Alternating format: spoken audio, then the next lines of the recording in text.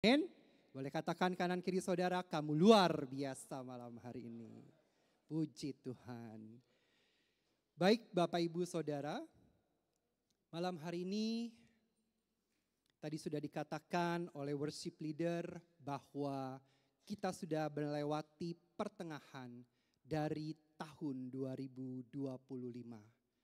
Masih ada kurang lebih 5 bulan ke depan untuk kita menjalani hari-hari kita sampai kita menutup tahun ini di dalam hadirat Tuhan, penuh dengan ucapan syukur, penuh dengan sorak-sorai kemenangan, penuh dengan hati yang bersuka cita. Amin, saudara.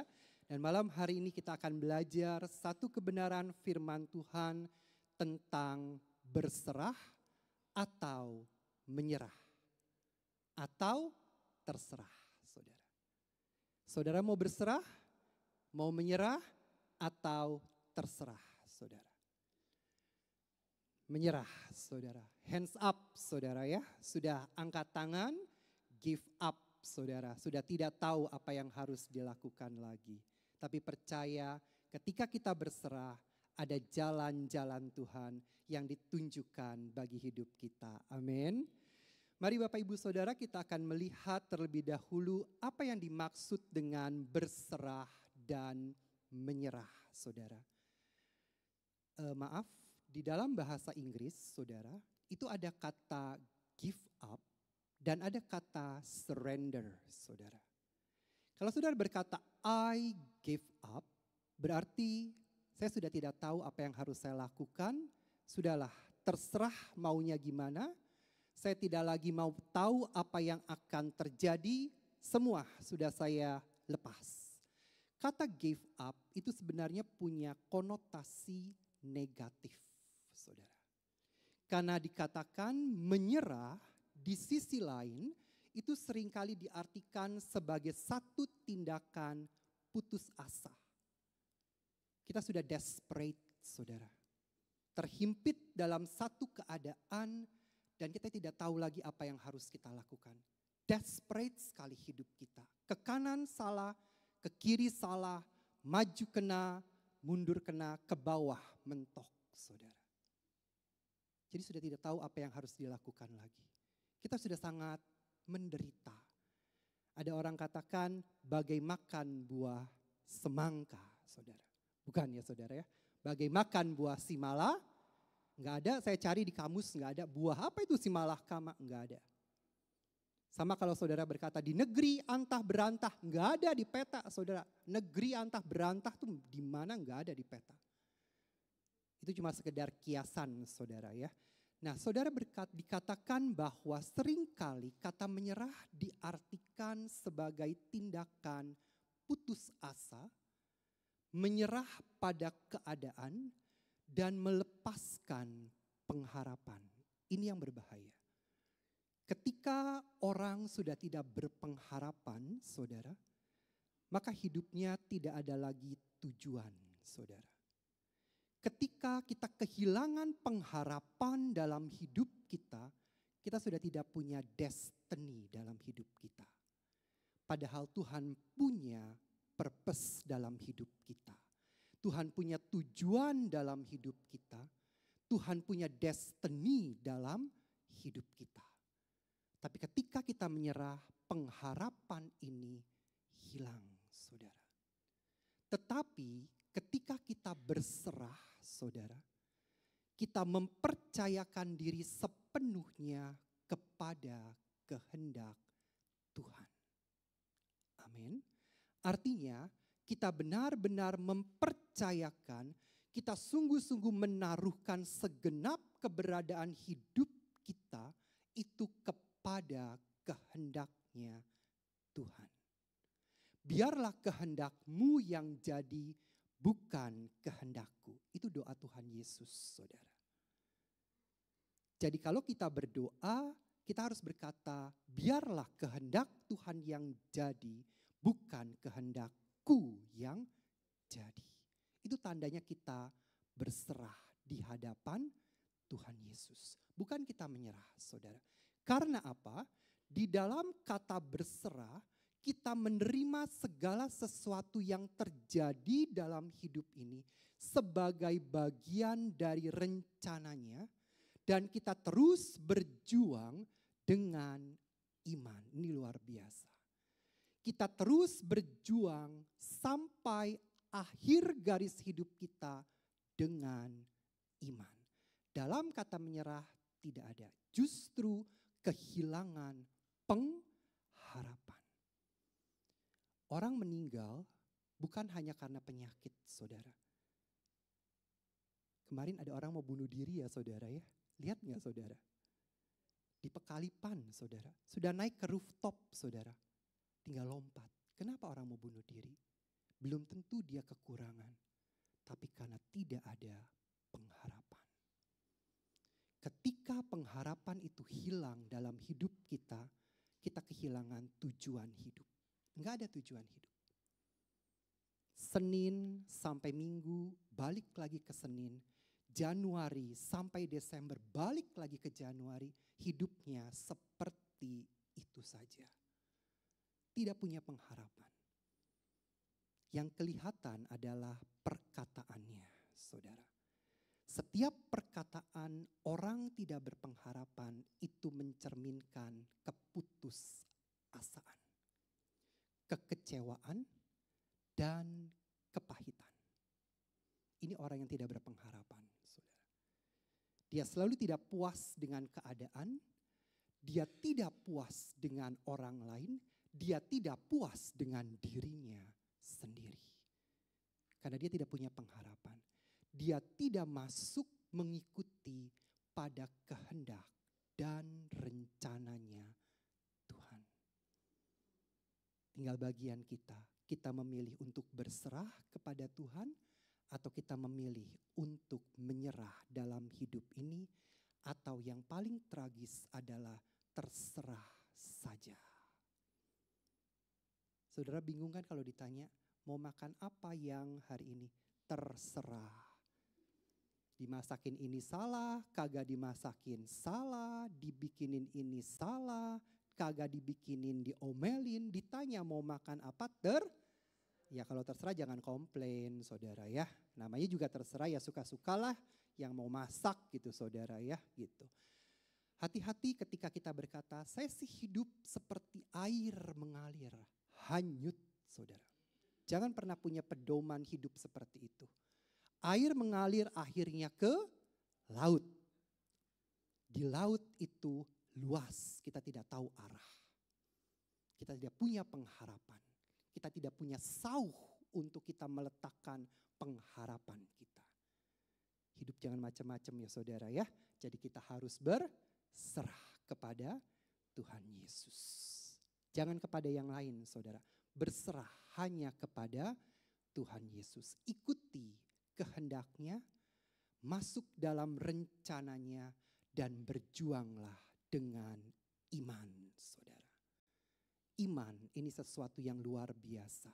Dan ini yang kita akan bawa ketika menghadap tata penghadilan Tuhan Yesus. Nah malam hari ini kita akan belajar saudara dari satu cerita dalam firman Tuhan. Seorang wanita bukan dari kebangsaan Yahudi saudara. Dia bahkan dikatakan maaf anjing saudara ya. Tuhan Yesus berkata kepada wanita ini anjing saudara. Tapi lihat apa respon dari wanita ini. Mari kita akan melihat kisah perempuan Sirofenisia yang percaya kepada Tuhan Yesus. Dari Markus pasal 7 ayat 24 sampai 30. Boleh tolong dibantu nanti ayat-ayatnya karena saya rindu untuk kita membaca secara bergantian. Saya akan bacakan ayat 24 yang genap. Bapak ibu saudara sekalian tolong bacakan ayat yang ganjil dan seterusnya bergantian seperti itu. Perempuan Sirofenisia yang percaya. Perikopnya dituliskan seperti itu. Ayat 24 dikatakan lalu Yesus berangkat dari situ dan pergi ke daerah Tirus. Ia masuk ke sebuah rumah dan tidak mau bahwa ada orang yang mengetahuinya. Tetapi kedatangannya tidak dapat dirahasiakan. Ayat 25.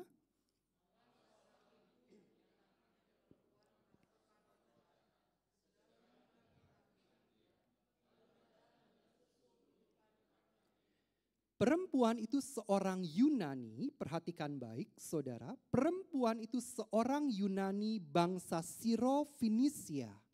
Ia memohon kepada Yesus untuk mengusir setan itu dari anaknya.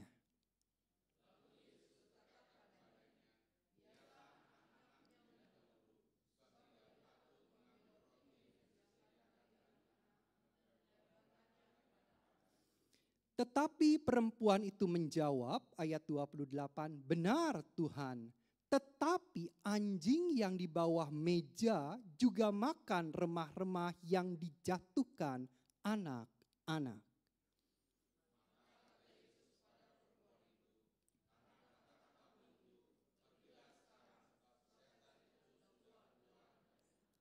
Ayat 30, perempuan itu pulang ke rumahnya. Lalu didapatinya anak itu berbaring di tempat tidur, sedang setan itu sudah keluar. Saudara perhatikan kisah ini jarang diangkat saudara. Tapi saya melihat sesuatu yang luar biasa dari seorang wanita Siro-Finisia ini. Dia bukan umat perjanjian saudara. Dia bukan dari suku Israel saudara. Tapi dia datang ke kaki Tuhan Yesus, tersungkur di kaki Tuhan Yesus, memohon akan kesembuhan anaknya.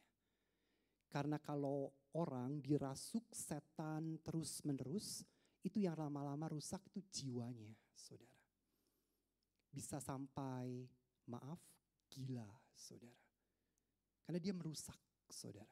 Jiwanya tuh rusak, bukan hanya fisiknya, tapi jiwanya, pikirannya itu jadi rusak.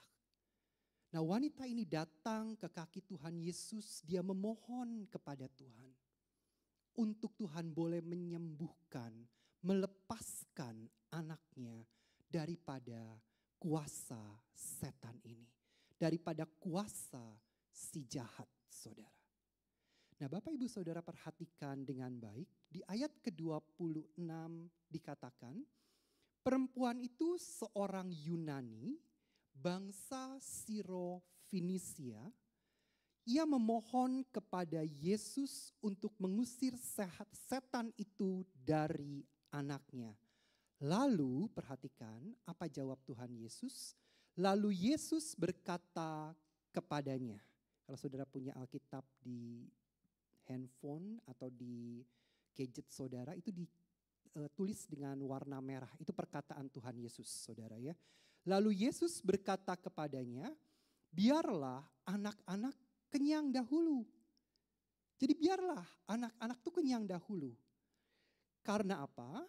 Tidak patut mengambil roti yang disediakan bagi anak-anak, ini jatahnya anak-anak, dan melemparkannya kepada, berarti perempuan Siro-Finisia itu identik dengan, kalau saudara diomong gitu saudara ya, kira-kira respon saudara gimana? Gini kan pasti saudara ya. Gitu kan ya. Iya enggak saudara?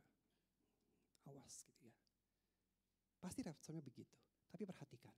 Wanita ini meskipun dikatakan anjing saudara. Memang bukan anjing liar. Kalau kita lihat di kata aslinya. Itu bukan anjing hutan yang liar. Ini anjing rumahan saudara. Ya jadi anjing peliharaan gitu. Kata konteks anjing di sini bukan anjing hutan yang liar, tapi konteksnya adalah anjing rumahan. Tapi ya tetap samalah kalau buat kita itu pasti berasa, wih kasar banget ngomongnya gitu saudara. Tetapi perempuan itu menjawab, benar Tuhan. Dia gak marah saudara. Dia gak meninggalkan Tuhan Yesus terus pergi. Kok begitu ya Tuhan? Enggak, dia enggak berkata begitu. Dia berkata benar Tuhan.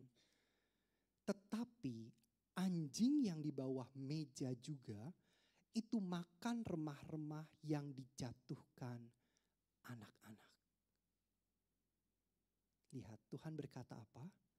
Maka kata Yesus kepada perempuan itu, karena kata-katamu itu, perhatikan. Karena kata-katamu itu, lihat, respon hati kita menentukan karya Allah dalam hidup kita. Kalau hati kita merespon dengan cara yang salah, kita akan sulit melihat karya Allah yang besar dalam hidup kita. Kita akan sulit melihat perkenanan Tuhan dalam hidup kita. Sedikit-sedikit baperan, saudara. Hidup selalu bawa perasaan terus. Terus itu yang didengung-dengungkan dalam hidupnya. Menuntut orang lain harus sempurna. Menuntut orang lain harus begini sesuai dengan idealisnya dia, saudara. Kita akan sulit melihat pertolongan Tuhan dalam hidup kita. Karena apa? Kita tidak pernah puas dalam hidup ini. Tuhan katakan bersyukur. Apapun yang terjadi, bersyukur. Amin, saudara. Jadi jangan sampai kita salah merespon dalam hidup. Tuhan katakan, karena kata-katamu, hanya dengan kata-kata, pergilah sekarang sebab setan itu sudah keluar dari anakmu. Luar biasa kan saudara? Ketika kita datang di dalam hadirat Tuhan, mari perkataan kita kepada Tuhan jangan salah, saudara. Ketika salah, maka kita sulit untuk melihat perkenanan Tuhan dalam hidup kita. Kita akan sulit melihat karya Allah yang begitu besar dalam hidup kita, saudara. Perempuan Sirofenisia ini menunjukkan kualitas. Lihat, dia punya kualitas. Dia punya nilai dalam kehidupannya yang luar biasa berkenan di hatinya Tuhan. Di ayat 29, karena kata-katamu itu berkenan di hati Tuhan. Anjing juga makan remah-remah yang jatuh dari meja. Yang wanita ini butuhkan tidak banyak, saudara. Tapi dia punya satu iman, ketekunan, dan kerendahan hati. Ketika kita punya iman di hadapan Tuhan, iman itu harus tekun, saudara. Kalau tidak ada tekun, tidak mungkin kita punya iman. Sebab apa? Sebab iman itu adalah dasar dari segala sesuatu yang kita harapkan. Kita berharap, saudara. Bukti dari segala sesuatu yang belum kita lihat. Kita berharap dengan sesuatu yang belum dilihat. Susah, saudara. Bisa dibayangkan, saudara? Saudara berharap dengan sesuatu yang belum dilihat. Buat saya susah membayangkannya, saudara. Tapi itulah iman, saudara. Iman itu harus disertai ketekunan. Tanpa ketekunan tidak mungkin ada iman, saudara. Imron yang ada. Enggak ada, saudara. Iman kalau tidak ada ketekunan tidak akan terjadi iman, saudara. Dan wanita ini punya kerendahan hati. Sampai dia diomong dengan kata-kata yang begitu kasar, dia tidak sakit hati dengan Tuhan Yesus. Kita manusia ciptaan Tuhan, baru disenggol sedikit, keinjek sedikit, saudara, naik saudara. Tensinya dari 120, 200 langsung tek, saudara. Manusia, saudara. Stroke, saudara. Tapi perhatikan, saudara. Wanita dari Sirofenisia ini dia tidak salah dalam merespon perkataan Tuhan. Ini luar biasa. Saya diberkati sekali ketika saya dapat tema ini, saudara. 1 minggu pas Pak John keluarkan jadwal untuk sharing firman di KPP, saudara. Aduh, Pak John tuh biasanya gak 1 minggu, 1 bulan, saudara. Jadi saya masih bisa mikirnya jauh. Ini 1 minggu saya doa, saudara, apa yang harus saya bagikan, saudara. Tapi Tuhan tunjukkan ayat ini begitu luar biasa. Ini memberkati sekali hidup saya, saudara, secara pribadi. Saya belajar untuk jangan baper jadi orang.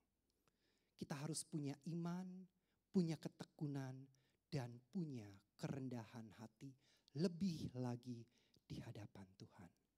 Jangan sombong dengan Tuhan Yesus. Amin, saudara.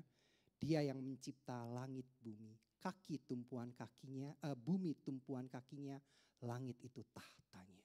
Siapa kita di hadapan? Dia, saudara. Dia punya iman, ketekunan, dan kerendahan hati. Dan wanita ini gak minta macam-macam, saudara. Dia hanya minta remah-remah, saudara. Lakukanlah sedikit saja mujizatmu, Tuhan. Lakukanlah sedikit saja pertolonganmu. Kalau Tuhan mau, Tuhan bisa, saudara. Kalau Tuhan mau, Tuhan mampu, saudara. Hanya minta itu wanita Sirofenisia ini. Dia tidak minta macam-macam. Rotinya enggak, dia enggak minta rotinya. Dia minta remah-remahnya, serbuknya saja. Kalau Tuhan bisa, Tuhan mau, itu pasti bisa. Hanya itu yang ada di dalam dirinya, di dalam hatinya. Asal Tuhan mau saja, pasti bisa.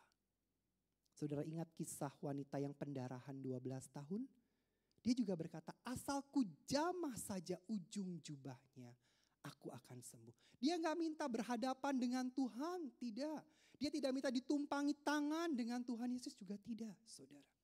Dia hanya berkata, bagian kecil saja dari tubuh Tuhan Yesus, pakaiannya. Kalau aku jamah, aku pasti sembuh, saudara.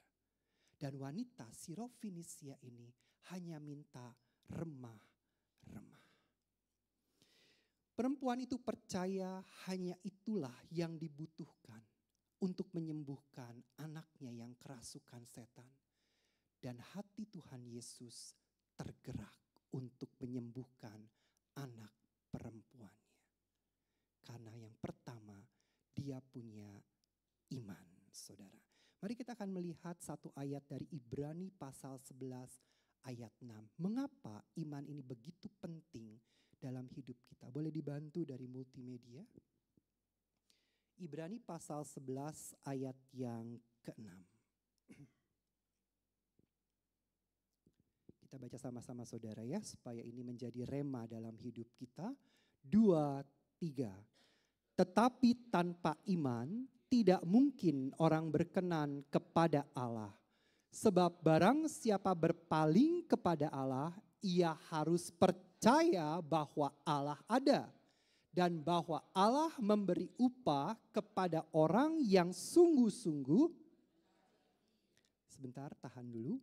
Dikatakan di kalimat pertama, sebab tetapi tanpa iman, tidak mungkin orang apa saudara?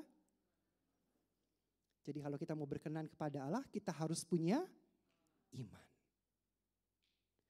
Sebab apa? Barang siapa berpaling kepada Allah, kalau kita berbalik kepada Allah, kita harus percaya bahwa Allah itu nyata. Allah itu real, konkret dalam hidup kita, bukan abstrak dalam hidup kita, saudara. Kita harus yakin bahwa Allah itu nyata dalam hidup kita. Dan bahwa Allah memberi upah kepada orang yang sungguh-sungguh.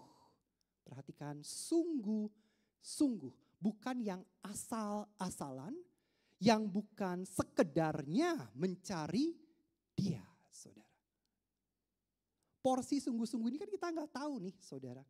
Menurut saya sudah sungguh-sungguh dengan kehidupan agama saya. Kehidupan kerohanian saya ini sudah sungguh-sungguh. Tapi kan tolak ukurnya bukan kita. Tolak ukurnya di tangan Tuhan, saudara. Jadi pernyataan sungguh-sungguh ini kita harus perhatikan baik.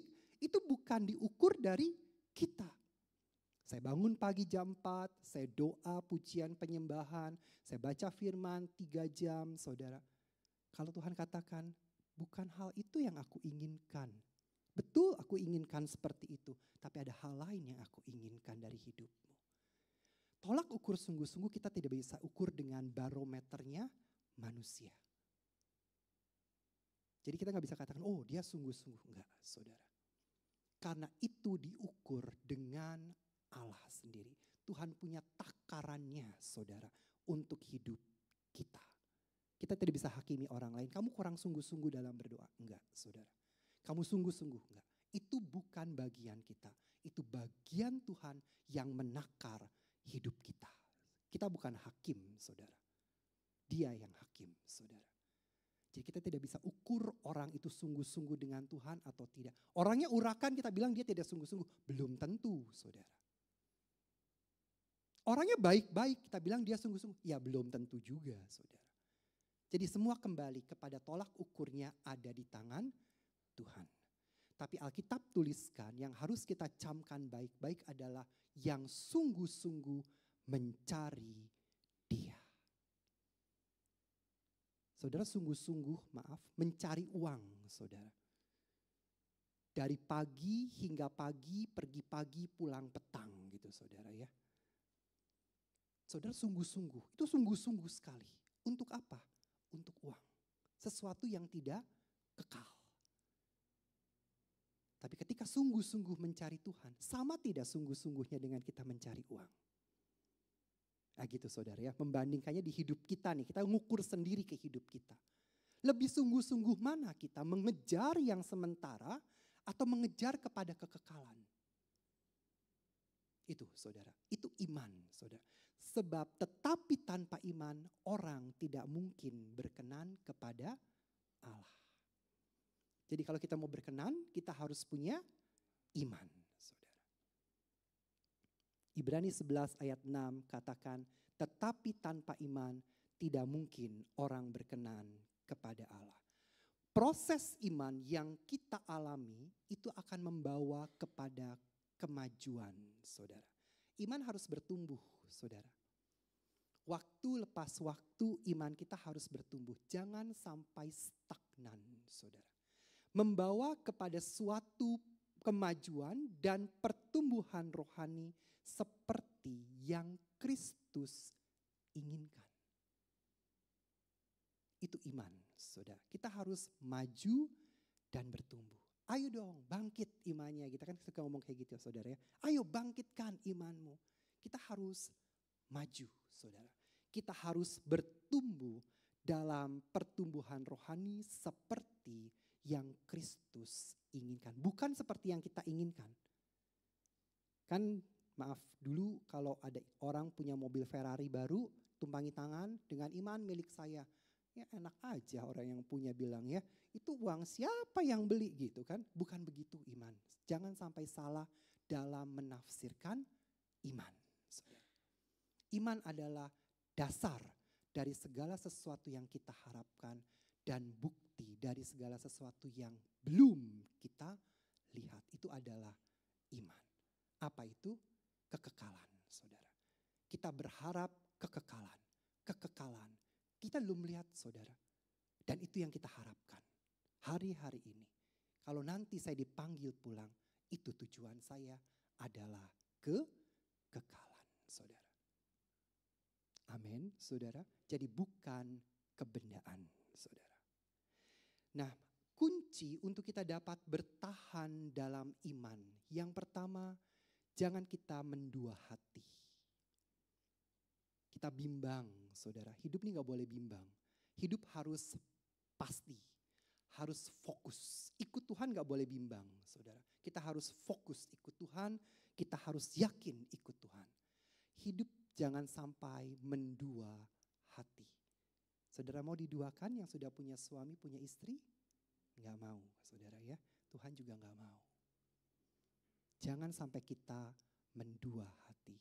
Ayatnya dikatakan dalam Yakobus 1 ayat 8, sebab orang yang mendua hati tidak akan tenang hidupnya. Betul ya saudara ya? Saudara punya will, punya pil, was-was, handphonenya di password tiap hari passwordnya ganti. Takut saudara, gak akan tenang hidupnya. Sama, dengan Tuhan juga kita gak akan tenang hidup kita. Benar gak ya? Benar gak ya Tuhan tolong saya? Benar gak ya ini kehendak Tuhan? Kita gak yakin. Tapi kalau kita pasti, kita melangkah dengan pasti, kita menatap hidup kita dengan pasti bersama dengan Tuhan Yesus. Dan yang kedua, kita harus punya ketaatan. Iman tanpa ketaatan itu juga tidak bisa jalan, saudara. Ya. Sekali lagi, itu adalah dasar yang kita harapkan, bukti yang tidak kita lihat. Jadi kalau kita nggak taat sama Tuhan, ya kita nggak beriman sama Dia, saudara. Nah, ketaatan ini, saudara, pasti tidak akan Tuhan tunjukkan dari awal sampai akhirnya nanti begini. Enggak, kalau awal sampai akhir kita tahu, oh ya kita mau taat, saudara. Tapi kan kita nggak tahu nih dalam proses perjalanan kehidupan. Seperti Abraham ketika dipanggil keluar dari tanahnya Ur Kasdin untuk dia keluar, Tuhan gak bilang kamu nanti kesini ya, ini tanah kamu, ini negeri kamu diami. Enggak, keluar saja dulu. Nanti akan kutunjukkan. Kalau akan kutunjukkan sudah ada belum saudara? Belum, akan kok, masih nanti. Tapi dia taat saudara. Dia melangkahkan kakinya keluar dari tanahnya, keluar dari negerinya saudara. Itu sebabnya Abraham mendapat julukan Bapa orang beriman, saudara. Dia sangat beriman sekali dengan apa yang Tuhan Yesus katakan. Pertanyaannya, apakah kita juga beriman dengan apa yang Tuhan Yesus katakan? Atau kita masih bimbang dengan perkataan firman-Nya? Atau kita masih ragu dengan perkataan firman-Nya? Kalau kita yakin, kita pasti akan memiliki ketaatan di hadapan Dia. Yang kedua, saudara, perempuan Sirofenisia ini punya ketekunan. Saya senang dengan kata ketekunan, saudara, dan kata ini merupakan satu kata yang sering saya katakan ke murid-murid saya. Kalau kamu mau berhasil, kamu harus tekun, saudara. Tanpa ketekunan tidak akan ada hasil yang diperoleh. Ketekunan itu berarti satu ketetapan hati yang kuat atau teguh untuk bersungguh-sungguh dalam melakukan apa yang dipercayakan. Apa yang menjadi tanggung jawab kita, apa yang dipercayakan dalam hidup kita, lakukanlah itu dengan tekun, saudara. Karena apa? Ciri orang yang tekun itu dia punya fokus, saudara. Fokusnya tidak akan tergantikan karena dia tekun, saudara. Dia tidak akan bimbang dengan apapun juga karena dia tahu goal dari hidupnya. Konsisten dan tidak mudah putus asa terhadap apa yang sedang dikerjakannya. Dia konsisten, dia fokus, dan dia tidak mudah putus asa. Itu tekun, saudara. Kalau saudara baru coba 1-2 bulan, kayaknya sih gak bisa lah kalau saya lanjutin juga gak jadi apa-apa. Ya udah gak tekun, saudara. Ketekunan itu tidak diukur dalam waktu 1-2 hari. Tapi ketekunan itu adalah sebuah proses dalam perjalanan hidup kita, saudara. Ayatnya dikatakan dalam Ibrani pasal 10 ayat 36. Sebab kamu memerlukan ketekunan supaya sesudah kamu melakukan kehendak Allah, kamu memperoleh apa yang dijanjikan itu. Jadi kita perlu yang namanya ketekunan. Supaya setelah kita selesai melakukan semuanya yang Tuhan percayakan dalam hidup kita, ada buah yang kita peroleh. Ada hasil yang kita peroleh. Yaitu apa? Janji Allah dalam hidup kita. Orang yang tidak tekun, yang cak cip cup begitu saudara ya, itu tidak akan memperoleh apa-apa di dalam kehidupannya. Baik yang sekuler maupun yang rohani, tidak akan memperoleh apa-apa. Saya punya teman, saudara. Dia pintar, saudara. Saya akui dia pintar. Tapi dia tidak pernah bekerja lebih dari 1 tahun di sebuah perusahaan atau instansi. Nanti 6 bulan pindah. Tapi cepat dapat kerja laginya.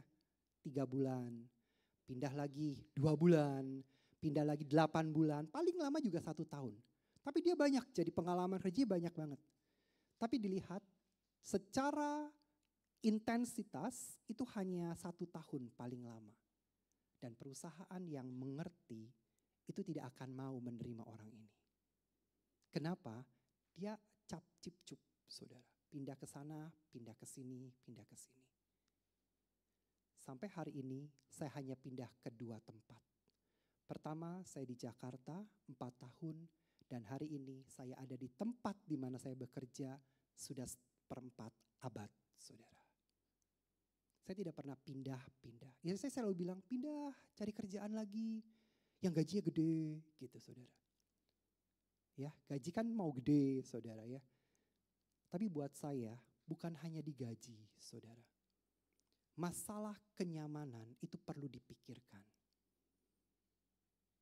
Kalau masalah gaji itu Tuhan bisa turunkan berkatnya, saudara.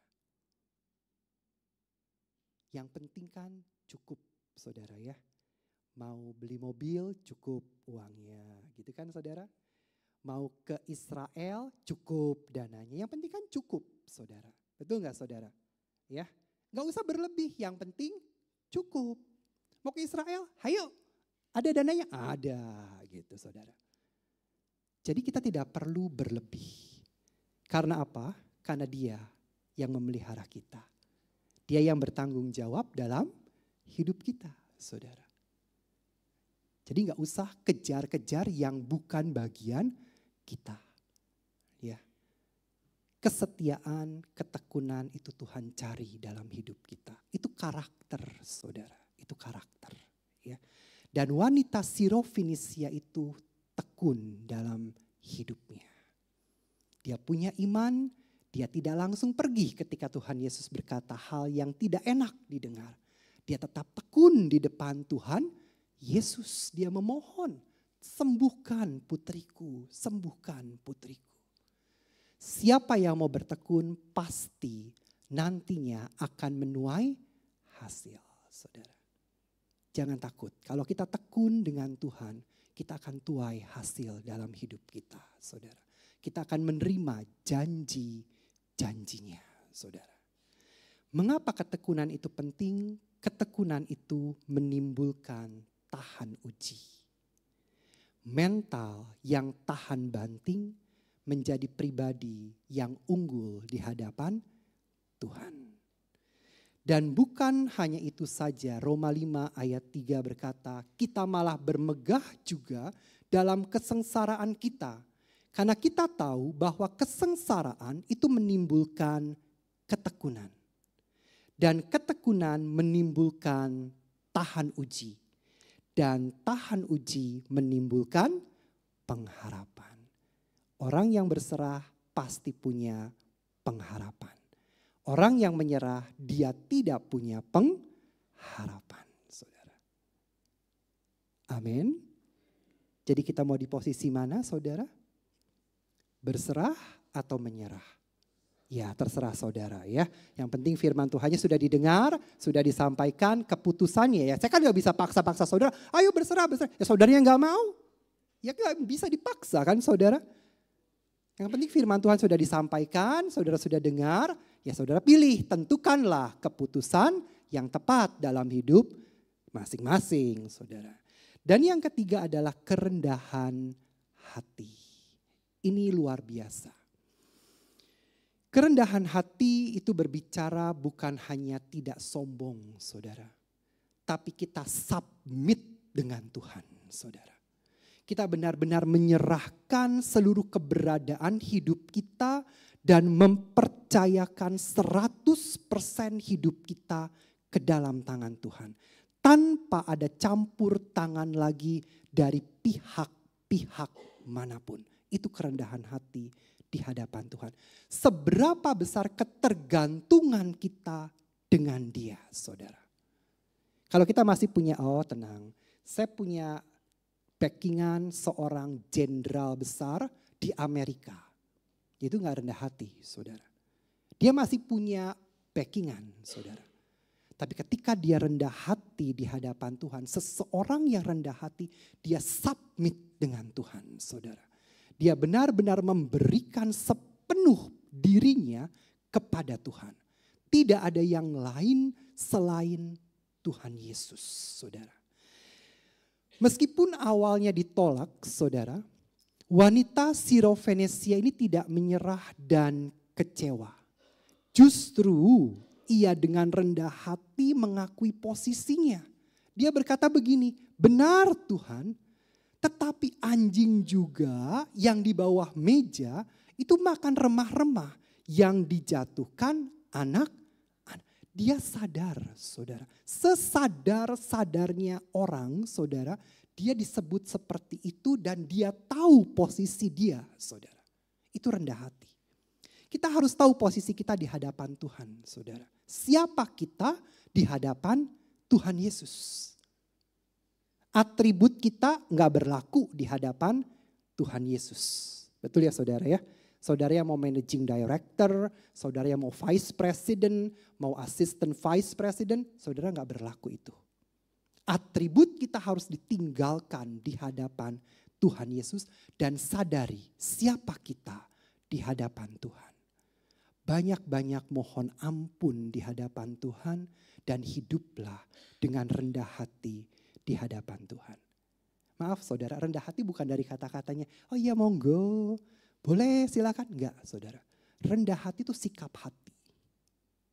Ketika kita ditegur oleh firman, adakah kita meresponi dengan hati yang terbuka? Ketika kita dinasihati, adakah hati kita terbuka? Kalau hati kita tetap tertutup, terus kita bilang, saya mau orangnya rendah hati. Eits, bukan kamu yang menilai kamu rendah hati. Tapi adalah Tuhan Yesus yang menilai bahwa engkau rendah hati. Amin, Bapak Ibu Saudara. Jadi kerendahan hati ini sangat dibutuhkan. Karena ini menarik perkenanan Tuhan dalam hidup kita. Wanita Sirofenesia ini, dia tahu posisinya. Dia berkata benar, sekalipun saya anjing, saya makan remah-remah yang jatuh dari meja anak-anak. Dia tahu posisinya dengan benar. Dan tetap dia meminta pertolongan Tuhan Yesus. Bahkan dengan kata anjing, dia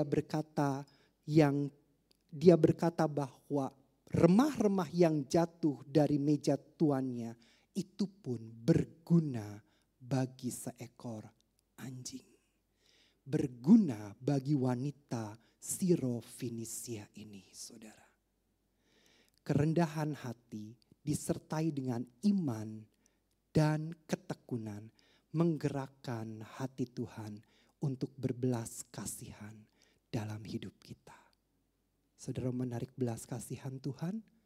Mari punya iman, punya ketekunan, punya kerendahan hati. Kita harus menyadari, hidup kita harus sadar saudara. Harus sesadar-sadarnya dalam hidup ini saudara. Bahwa kita itu butuh Tuhan. Bukan Tuhan yang butuh kita, bukan saudara. Saudara gak memuji Tuhan pun gak apa-apa. Tuhan bisa pakai batu untuk memuji dia. Tuhan bisa gantikan kita. Tapi kita tuh perlu Tuhan, saudara. Setiap waktu kita perlu Tuhan Yesus. Jadi sadarilah diri kita di hadapan Tuhan. Datang kepadanya bahwa Tuhan Yesus itu adalah kebutuhan dalam hidup saya. Bukan keinginan. Saya pengen dengar firman, bukan. Tapi saya butuh dengar firman. Saya pengen ke gereja, bukan. Saya butuh ke gereja. Mari ganti kata keinginan dengan kata kebutuhan. Dan kita akan melihat ada sesuatu perubahan dalam kehidupan kita, saudara. Kalau kita ingin, ya minggu ini ingin, minggu depan enggak juga enggak apa-apalah gitu. Tapi kalau kita butuh, seperti kita makan. Saudara butuh makan? Bukan. Saya pengen makan nasi, enggak kan? Saya butuh untuk makan. Saya butuh makanan yang bernutrisi untuk tubuh saya. Itu butuh. Itu kebutuhan. Berarti setiap hari, saudara. Jadi kalau kita dengan Tuhan, itu kita butuh hubungannya. Adalah kebutuhan, bukan keinginan kita, saudara. Datang kepadanya di dalam doa untuk menerima setiap kehendaknya bagi kita. Dengan demikian kita percaya penuh kepada Tuhan dan mengakui kedaulatannya dalam hidup kita. Ada kedaulatan Allah di dalam hidup kita dan kuasanya nyata bagi kita. Amin. Mari saya undang Bapak Ibu untuk bangkit berdiri. Saya undang seluruh tim pemusik dan pemuji.